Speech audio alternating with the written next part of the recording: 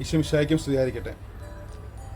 രാജാതിരാജനായ യേശു ക്രിസ്തു ബത്ലഹേമിലെ കാലിത്തൊഴുത്തിലാണ് ജനിച്ചത്.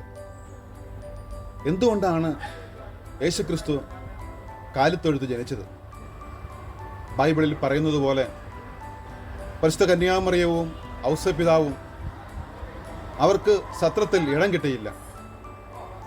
അതുകൊണ്ടാണ് കാലിത്തൊഴുത്തിൽ യേശു ജനിക്കുവാൻ കാരണമായത്. നിസാരിൽ നിസാരനായി മറ്റാരും ലോകത്തിലാരും ജനിക്കാത്ത കാലിത്തൊഴുത്തിലാണ് യേശു ജനിച്ചത്.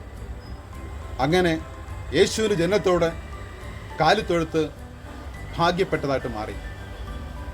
ലോകത്തിൽ ഇന്നേ വരെ ഒരു രാജാവും കാലിത്തൊഴുത്ത് ജനിച്ചതായി ചരിത്രം രേഖപ്പെടുത്തുന്നില്ല. നമ്മുടെ യേശു ക്രിസ്തു മാത്രമാണ്, രാജാതിരാജനായ യേശു ക്രിസ്തു മാത്രമാണ് കാലിത്തൊഴുത്ത് ജനിച്ചത്.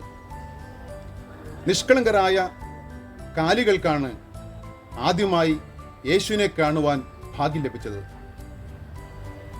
യേശുനാഥന്റെ അനുയായികളായ നമുക്കും നിസ്സാരരായി മാറാം. നമ്മുടെ ഉള്ളിലെ അഹങ്കാരം, പിടിവാശി, ആഡംബരം, കൂടുതൽ അധികാരത്തിനോടുള്ള കൊതി, ഇതെല്ലാം ഉപേക്ഷിച്ച് നിസ്സാരരായി നമ്മുടെ ജീവിതത്തെ മുന്നോട്ട് കൊണ്ടുപോയി നമുക്ക് സ്വർഗപ്രാപ്തി നേടുവാൻ സാധിക്കണം. അതിനായി ഉണ്ണീശോയോട് നമുക്ക് പ്രാർത്ഥിക്കാം. കർത്താവ് നമ്മെ എല്ലാവരെയും അനുഗ്രഹിക്കട്ടെ.